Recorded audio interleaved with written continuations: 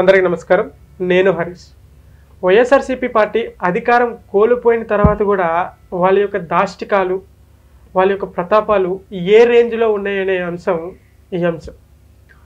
అసలు ఇదేదైతే మ్యాటర్ ఉందో ఇది చదివిన తర్వాత నాకు చాలా బాధ అనిపించింది. ఈ వీడియో చివరి వరకు చూస్తే నేను ఎందుకు బాధపడ్డానా అనే అంశం మీకు అర్థమవుతుంది. వీడియో చివరి వరకు చూడండి. కుదిరితే ఈ వీడియోకి లైక్ కొట్టమని కూడా నాకు మనసు రావట్లేదు, కొట్టండి అంతే. ఇక వీడియోలోకి వెళ్తే, ఎంపీపీ పద్మావతి కుమారుడు ఈ సుదర్శన్ రెడ్డి. అయితే ఈయన జిల్లా పరిషత్ ఆఫీస్కి వెళ్ళి ఎంపీపీ ఆఫీసు ఏదైతే మెయిన్ ఆఫీస్ రూమ్ ఉంటుందో ఆఫీస్ రూమ్ తాళాలు ఇమ్మని చెప్పేసి ఎంపీడీఓ జవహర్ బాబుకి అడిగారంట. అడిగితే ఆయన ఏమన్నాడు, మేము మీకు ఇవ్వమండి, మీ అమ్మగారు ఎంపీపీ కదా, ఆయనకి మేము తాళాలు ఇవ్వగలుగుతాం కానీ మేము ఇప్పుడు తాళాలు ఇవ్వలేమండి అని చెప్పేసి ఆయన చెప్పాడు. రూల్స్ ప్రకారం కరెక్టే అది. అయితే ఈ సుదర్శన్ రెడ్డికి కోపం వచ్చింది. అరే నాకే ఎదురు చెప్తావా అని చెప్పేసి వీళ్ళకి 20 మంది వెళ్ళారు జిల్లా పరిషత్ హాస్పిటల్కి, సుదర్శన్ రెడ్డి జిల్లా పరిషత్ కార్యాలయానికి. ఈ 20 మంది ఈ సుదర్శన్ రెడ్డి గ్యాంగ్ వెళ్ళిన తర్వాత వాళ్ళందరి మధ్య తాళాన్ని ఇవ్వను అనేసరికి ఈయన కోపం వచ్చినట్టుంది. ఆ 20 మందితో కలిసి ఆ కుర్చీ మీద కిందకి లాగి కాలుతో తన్ని పిడిగుద్దులు గుద్ది ఆయన్ని నానా చిత్రహింసలు చేసి మరీ కొట్టారు. కొట్టిన తర్వాత అక్కడికి పోలీసుకి కాల్ చేస్తే పోలీసులు వచ్చి ఆయన్ని హాస్పిటల్కి తరలించారు. హాస్పిటల్కి తరలించిన తర్వాత ఆయన మనోడు అక్కడ ప్రెస్ మీట్ పెట్టి చెప్పిన విధానం ఏంటంటే, జరిగిందంతా చెప్పాడు. చెప్పిన తర్వాత గతంలో వైఎస్ఆర్సీపీ పార్టీ అధికారంలో ఉండేటప్పుడు ఇదే Sudarshan Reddy MPP main office రూమ్లో వచ్చి మందు సిట్టింగ్ చేసేవాడంట, లిక్కర్ తీసుకునేవాడంట, మందు తాగేవాడంట. అసలు ఒక్కొక్కటి బయటకు వస్తుంటే ఈ విధంగా పార్టీని కానీ అధికారాన్ని కానీ ఈ విధంగా వాడుకోవచ్చా అనేది వీళ్ళ దగ్గర చూసి నేర్చుకోవచ్చేమో.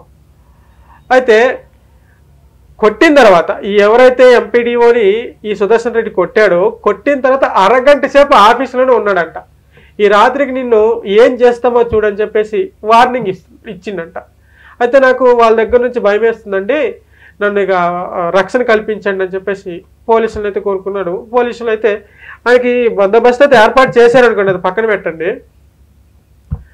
అయితే ఈ అధికారం కోల్పోయిన తర్వాత కూడా ఎందుకు ఇంత దాష్టికం, ఎందుకు ఇంత అహంకారం అనేది నాకు అర్థం అవ్వట్లేదు.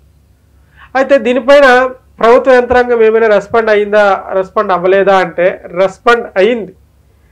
మంత్రి మండేపల్లి రామప్రసాద్ రెడ్డి దీన్ని ఖండించారు. ప్రభుత్వ అధికారులపైన ఎవరైనా చేయి చేసుకుంటే వాళ్ళని కఠినంగా శిక్షిస్తామని చెప్పేసి అన్నారు. ఆ సుదర్శన్ రెడ్డిని పోలీసులు అదుపులోకి తీసుకున్నారు. అయితే 20 మందిలో ఎవరు దొరకట్లేదు, 20 మంది కూడా దొరకలేదంట, పరారీలో ఉన్నారంటే. కొంతమంది దొరికారు, కొంతమంది దొరికారంటే కొంతమంది ఎవరు దొరకలేదు అంటున్నారు. పూర్తి వివరాలు రాలేదు. కానీ సుదర్శన్ రెడ్డి అయితే అదుపులోకి తీసుకొని కలెక్టర్ ఆఫీస్కి తరలించారు. అక్కడ మనోడికి ఇక పూజా కార్యక్రమాలు అయితే అది పక్కన పెట్టండి.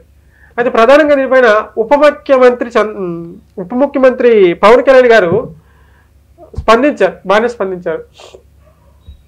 ఈ 2-3 రోజుల్లో వెళ్తారేమో, వెళ్ళి ఆయన పరామర్శిస్తారేమో. ఇది చాలా దారుణం, ఆయనపై అయితే కఠినంగా చర్యలు తీసుకోండి.